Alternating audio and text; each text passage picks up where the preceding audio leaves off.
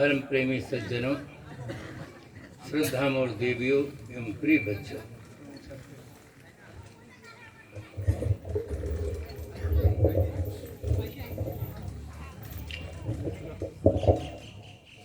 बड़े भाग्य से मिल सका सतगुरु का सत्संग, सदैव जीवन सिंधु में उठती नहीं उमंग। सदा न कोयल बोलती, सदा न खिलते फूल, ये अवसर मिलते तभी जब पुण्य रहे अनुकूल। अनुकूल पुण्य उदय होने पर ही संतों का समागम मिलता है। आप सब बहुत सौभाग्यशाली हैं, विवेकी पारखी सद्गुरु संत मिले हुए हैं। उनसे सुंदर विचार प्राप्त करके एक अच्छा जीवन जीने का सौभाग्य मिला है। प्राणी जगत में मानव श्रेष्ठतम प्राणी है और वो दो भागों में विभक्त है, एक नर और एक नारी। दोनों समान प्राणी हैं। दोनों को भौतिक विकास करने का, आध्यात्मिक विकास करने का जन्म सिद्ध समानाधिकार प्राप्त है। इसलिए प्रत्येक नर नारी का पावन कर्तव्य है जीवन गुजर के लिए भौतिक विकास करते हुए अपने विकास की ओर ध्यान जाना चाहिए। आज आदमी भौतिक विकास तो बहुत अच्छा किया, किंतु उस अनुपात में अपना विकास नहीं किया। भौतिक विकास से जीवन गुजर में सुविधा होती है और अपना विकास करने से अच्छा जीवन जीने का सौभाग्य प्राप्त होता है। आपके मन में एक प्रश्न उठता होगा कि अपना विकास क्या है? क्या हम इतनी ज़मीन खरीद लेते हैं, मकान बना लेते हैं, कल कारखाने कई लगा लेते हैं, बड़े बड़े पदों पर पहुंच जाते हैं, तो क्या ये अपना विकास नहीं? भौतिक विकास अपना विकास नहीं है, चीज़ों का विकास है। फिर अपना विकास क्या है? सारे दोष दुर्गुणों को त्याग कर सद्गुण सदाचार से संपन्न होकर निज को जानकर निज स्वरूप में तृप्त शांत रहना, बुद्ध जन इसी को अपना विकास कहते हैं। ये अपना विकास है। सद्गुण सदाचार से संपन्न रहना, निज को जानकर निज स्वरूप में तृप्त शांत रहना, ये अपना विकास है। ये विकास करने पर आदमी को सुख मिलता है। वो क्या चीज है जिसे कोई नहीं चाहता है? चाहे जिस देश का नागरिक हो, चाहे जिस संप्रदाय को मानने वाला हो, चाहे जो भाषा बोलने वाला हो, सबको सोचना चाहिए वो क्या चीज है जिसे कोई नहीं चाहता है, और वो क्या चीज है जिसे सब चाहते हैं। दो प्रश्न। जिसे कोई नहीं चाहता वो क्या है, जिसे सब चाहते वो क्या है? बंधुओं, दुख किसी को भी प्रिय नहीं है। दुख कोई नहीं चाहता, चाहे जिस देश का नागरिक हो, दुख किसी को भी प्रिय नहीं है। सभी देश के लोग, सभी लोग सुख चाहते हैं, शांति चाहते हैं। सैकड़ों आशिक हैं, दिलाराम सबका एक है। मजहबो मिल्लत जुदा जुदा है, काम सबका एक है। हर आदमी दुख से छुटकारा चाहता है, सुख को पाना चाहता है, किंतु समझ सही न होने से हम दुख से छूट नहीं पाते, सुख को प्राप्त नहीं कर पाते। मूल में समझ सही नहीं। एक आदमी वो है जो कहता है साहब, दम टूट सकता है, सिगरेट और शराब नहीं छूट सकता है। एक आदमी वो है जो जीवन में दोनों को छूता ही नहीं है। पीने की बात तो बहुत दूर है। दोनों आदमी हैं, दोनों का लक्ष्य एक है, किंतु एक इतना लाचार है कि सिगरेट और शराब के बिना रह नहीं सकता। वो कहता मैं मर तो सकता, पर इसके बिना मेरा नहीं चलेगा। पड़ोस में दूसरे व्यक्ति को देखता भी है कि जीवन भर वो छूता ही नहीं है, पूरा जीवन उसका चलता है, परंतु कभी अनुसंधान नहीं करता है कि इसका कारण क्या है। कारण का अनुसंधान करना चाहिए। दुख है तो दुख का कारण क्या है। महर्षियों ने कहा तस्य हेतुरविद्या, दुख का कारण अविद्या है, अज्ञान है। आदमी मकान के अंधेरा को तो मिटा दिया है, उसमें विज्ञान सहायक है।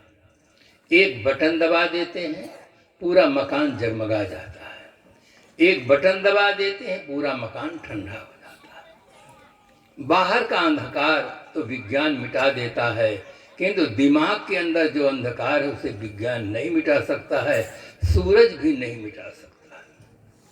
दिमाग के अंदर जो अंधकार है उसे धर्म मिटाता है, मकान के अंदर का जो अंधकार है उसे विज्ञान मिटाता है। उसे भीतर भी प्रकाश होना चाहिए। हमारे ऋषियों ने लिखा तमसो मां ज्योतिर्गमयो, हम अंधकार से प्रकाश की ओर चले, अज्ञान से ज्ञान की ओर चलें, असत्य से सत्य की ओर चलें, मृत्यु से अमृत की ओर चलें। इसलिए भीतर भी प्रकाश की बहुत बड़ी आवश्यकता है। आज आदमी आर्थिक स्थिति को ठीक रखने के लिए सुबह से देर रात तक प्रयास करता है कि हमारी आर्थिक स्थिति अच्छी हो, एन केन प्रकारेण प्रयास करता है। जब घर पर बैठता है, रामायण खोलता है तो बहुत सुंदर पाठ करता है, श्री राम मैं सब जग जानी, करहूं प्रणाम जोर युग पानी। कितना सुंदर भाव। किंतु वही आदमी जब दुकान पर जाता है तब श्री राम मैं सब जग जानी, बेचहि दूध मिला वही पानी।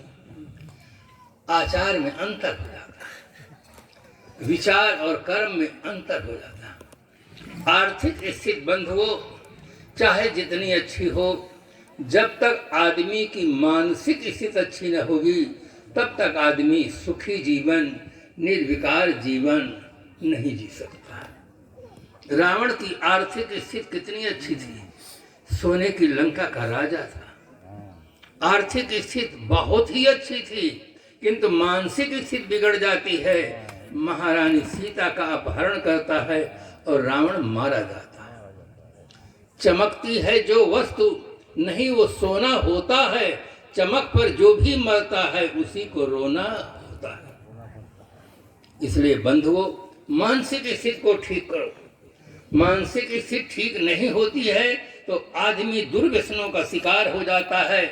बहुत बढ़िया बढ़िया माल खाता है, हलवा खाता है, मालपुआ खाता है, मिठाई खाता है, उसके बाद जहर तंबाकू खाता है, बीड़ी पीता है, सिगरेट पीता है, शराब पीता है। मानसिक स्थिति केवल बिगड़ी हुई है। और जिनकी मानसिक स्थिति अच्छी है न वो कोई प्रकार का व्यसन नहीं करते, व्यसन मुक्त उनका जीवन होता है। हमारे भक्त सज्जन संत जन साधक गण व्यसन मुक्त जीवन जीते हैं, शाकाहारी जीवन जीते हैं, एक निर्मल जीवन जीते हैं। किस कारण से? केवल मानसिक स्थिति निर्मल होने के कारण से। मानसिक स्थिति हमारी अच्छी हो इसके लिए सबको प्रयास करना चाहिए। और बहुत लोग प्रसिद्ध कहावत है, मन चंगा तो कठौती में गंगा। कहावत तो सबको याद है, सबके अपने जीवन का अनुभव भी है कि जिस दिन हमारा मन निर्मल रहता है, पवित्र रहता है, कोई चिंता नहीं, तनाव नहीं, उस दिन बहुत अच्छा लगता है। किंतु मानसिक स्थिति निर्मल के लिए प्रयास नहीं करता, ये उसकी भूल है। संत सम्राट सदगुरु कबीर साहब एक महान क्रांतिकारी संत हुए हैं। उनकी मौलिकृत बीजक है।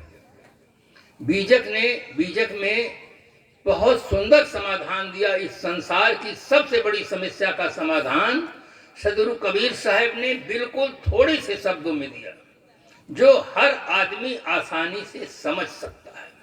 ये साहब की बहुत बड़ी विशेषता रही है कि बोल आदमी की भाषा में साहब समाधान देते। उन्होंने कहा, जो रहे करवा सो निकरे टोटी। कितना छोटा सा सूत्र है, जो रहे करवा सो निकरे टोटी। करवा एक टोटी वाला लोटा होता है। अगर उसमें आप पानी भर देंगे लोटा में तो टोटी से पानी निकलता है। करवा में दूध भर देंगे तो टोटी से दूध निकलता है। करवा में घी भर देंगे तो टोटी से घी निकलता है। तात्पर्य ये है कि जो करवा में होता है वही टोटी से निकलता है। मूल चीज करवा है। करवा क्या है? आदमी का मस्तिष्क ये करवा है। इसमें जो भरा होगा उसी अनुसार आदमी की क्रिया होगी। जैसे विचार होंगे वैसी ही क्रिया होगी।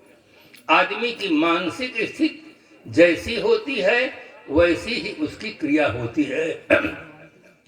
अगर मानसिक स्थिति ठीक हो जाए तो हर आदमी व्यसन मुक्त हो सकता है, सदाचार निष्ठ जीवन जीने का सौभाग्य प्राप्त कर सकता है।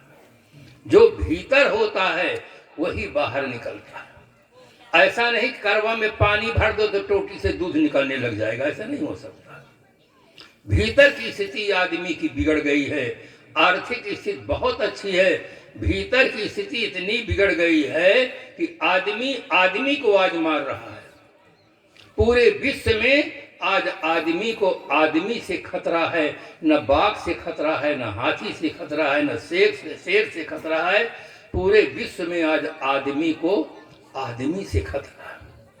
आदमी की शक्ति से अब डर रहा है आदमी को लूट कर घर भर रहा है आदमी ही मारता है, मर रहा है आदमी, समझ कुछ आता नहीं क्या कर रहा है आदमी से कपट लीला कर रहा है आदमी, कब भ्रमों की लहरियों से तर रहा है आदमी से आदमी की डोर युग युग से बंधी आज, लेकिन आदमी से डर रहा है आदमी। बंधु, आदमी से आज आदमी डर रहा है। खराब आदमी से डर रहा है। अच्छे आदमी से किसी को किसी प्रकार का भय नहीं। यहाँ कार्यक्रम चल रहा है, कोई अच्छे राजनेता आ जाएं, कोई अच्छे भक्त आ जाएं, कोई सती साध्वी देवी आ जाए, कोई अच्छे संत आ जाएं, तो सबके मन में बहुत खुशी होगी कि बहुत समय से पधारे, स्वागतम स्वागतम स्वागतम, हर्षोल्लास का वातावरण बन जाएगा। किंतु एक ही आदमी आतंकवादी आ जाए राइफल बम लेकर के, तब सबके मन में भय हो जाएगा कि पता नहीं अब क्या होने वाला है। भले लोग मानते हूं कि ईश्वर सब जगह है, अल्लाह सब जगह है, किंतु आतंकवादी जब पहुंच जाते हैं सब भाग जाते हैं। चाहे मंदिर वाले हो चाहे मस्जिद वाले हो, सबको समाप्त कर देते हैं। इसलिए बंधुओं, खराब आदमी से केवल आदमी को भय है, अच्छे आदमी से किसी को किसी प्रकार का भय नहीं रहता। हर आदमी को सबसे पहले अच्छा आदमी बनना चाहिए। Be good and do good. अच्छा बनो और अच्छा करो। 4 बच्चे थे, पढ़कर स्कूल से आ रहे थे। आपस में बात करने लगे कि पढ़कर तुम क्या बनोगे। एक ने कहा मेरा पिता मास्टर है। वो कहता बेटा तुम पढ़ने में खूब परिश्रम करो, मैं तुम्हें मास्टर बनाऊंगा। दूसरे ने कहा मेरा पिता डॉक्टर है। वो कहता है बेटा तुम पढ़ने में खूब परिश्रम करो, मैं तुम्हें डॉक्टर बनाऊंगा। तीसरे ने कहा मेरा पिता वकील है। वो कहता है बेटा तुम पढ़ने में खूब परिश्रम करो, मैं तुम्हें वकील बनाऊंगा। जो पढ़ने में सबसे तेज बच्चा था, उस बच्चे से सबने पूछा उस बच्चे से सब ने पूछा तुम पढ़कर क्या बनोगे? वो बच्चा मौन हो गया, चुप रह गया। बच्चों को बड़ा आश्चर्य हुआ कि गुरुजी जब विद्यालय में पूछते हैं तो ये हमारा छोटा भाई सबसे पहले तैयार रहता है बोलने के लिए। हम आपस में बात करते हैं, कुछ बोलता ही नहीं कि पढ़कर क्या बनोगे। किस उद्देश्य को लेकर तुम पढ़ रहे हो? अपना उद्देश्य तो बताओ, तुम पढ़कर क्या बनोगे? उसके चेहरे में निराशा छा जाती है। आदमी के भीतर जो घटना घटती है उसका प्रभाव उसके चेहरे पर पड़ता है। इसीलिए कहा गया है face is the index of mind. चेहरा अंतःकरण का मार्गदर्शक होता है। जिस दिन विद्यालय में रिजल्ट निकलता है आप गेट पर खड़े हो जाइए, किसी बच्चे से मत पूछिए, निकलते आप देख लेंगे ये पास है ये फेल है। जो पास होता है उसका गुलाब की तरह चेहरा खिला रहता है और जो फेल हो जाता है वो मुरझा जाता है। बच्चों को बड़ा आश्चर्य हुआ, कुछ उत्तर नहीं दिया। घर पर जाता है बच्चा, माँ के चरण तो छूता है किंतु आज भोजन नहीं मांगता है। माँ चेहरे को पढ़ लेती है कि बच्चा आज भीतर से दुखी है, गुरुजनों ने कुछ कहा है कि इसका कुछ सामान खो गया है, ये बोलता क्यों नहीं है। बार बार माँ पूछती है, आग्रह करती है। माँ ममता की मूर्ति होती है, प्यार से पूछती है किंतु बच्चा कुछ बोलता ही नहीं, कुछ बताता ही नहीं। थोड़ी देर बाद पिताजी आ जाते हैं। माँ अपने पति से कहती है कि आप इनसे पूछो बच्चे से, ये बच्चा आज दुखी क्यों है, न भोजन पाता है न कुछ बोलता है, क्या हो गया इसको। पिता पूछता है, बार बार पूछता है। एक ही बेटा है, होनहार बेटा है, अच्छा बेटा है, बोलता क्यों नहीं, खाता क्यों नहीं। प्यार से जब पिता ने पूछा तब वो सारी राम कथा सुना देता है कि पिताजी हम पढ़कर आ रहे थे, आपस में मित्रों ने पूछा कि तुम पढ़कर क्या बनोगे। एक ने कहा मेरा पिता मास्टर है, मैं मास्टर बनूंगा। एक ने कहा मेरा पिता डॉक्टर है, मैं डॉक्टर बनूंगा। एक ने कहा मेरा पिता वकील है, मैं वकील बनूंगा। जब मेरा नंबर आया तो मैं कैसे कहता कि मेरा पिता शराबी है, मैं शराबी बनूंगा, मैं कैसे कहता।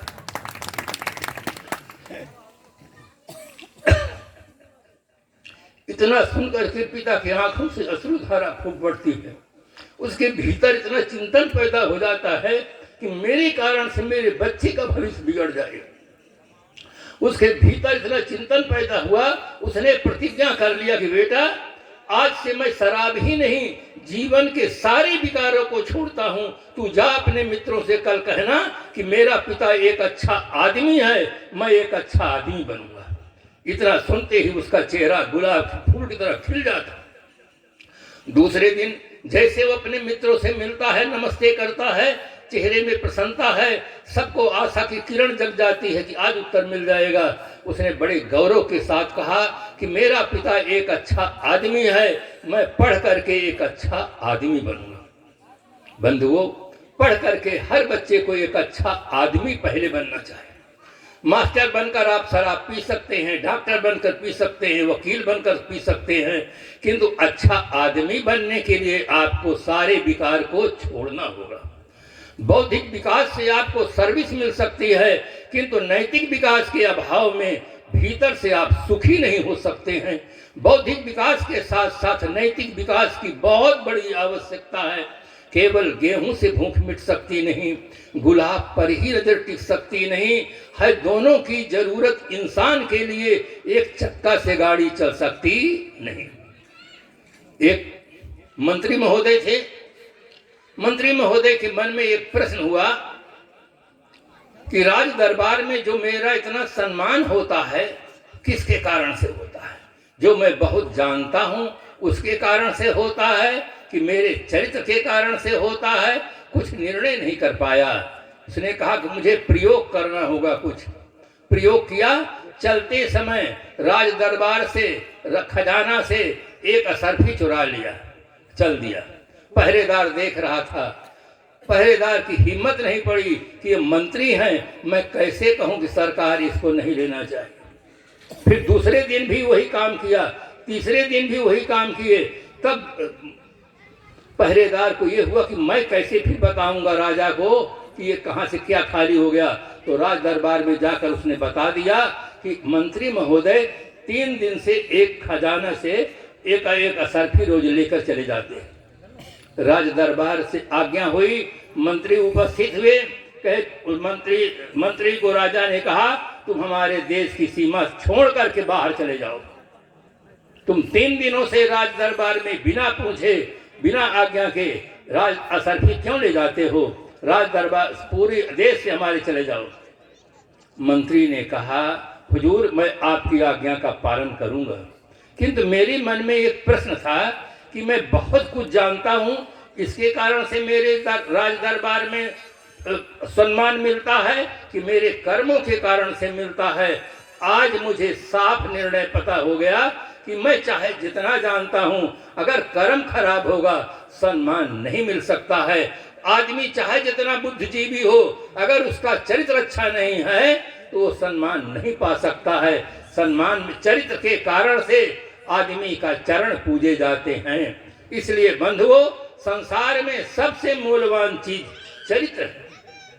कितना रावण अपने समय का प्रकांड पंडित था, वेदों पर भाष्य लिखा था, बहुत बड़ा उसका राज था, किंतु चरित्र की हीनता के कारण से रावण मारा जाता है और आज भी लोग उसको मारते हैं।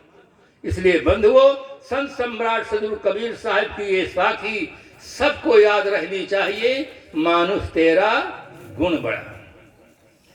सदगुरु कबीर साहब ने ये नहीं कहा कि हिंदू तेरा गुण बड़ा, भारतीय तेरा गुण बड़ा, पुरुष तेरा गुण बड़ा, नहीं कहा, मानुष तेरा गुण बड़ा। मनुष्य के अंदर जो सद्गुण है, इन सद्गुणों के नाते मनुष्य महान है। महानता का मानदंड मानवता है, इंसानियत है, आदमियत है, तो बुनियाद है हर खूबी की। हो न ये भी तो फिर धरा क्या है इंसान के पास।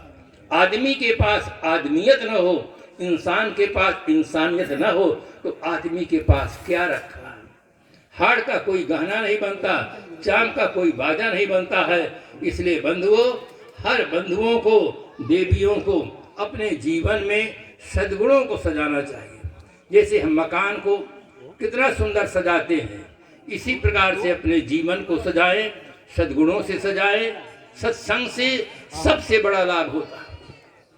कृषि, व्यापार, सर्विस से हमें धन मिलता है, किंतु सत्संग से हमें सद्बुद्धि मिलती है, जीने की कला मिलती है, अंधविश्वास से छुट्टी मिलती है, सत्य में हमारी निष्ठा होती है, जो जीवन में करना चाहिए उधर हमारी प्रवृत्ति होती है, जो नहीं करना चाहिए उधर से हमारी निवृत्ति होती है। सबसे बड़ा लाभ आदमी को सत्संग से मिलता है। इसलिए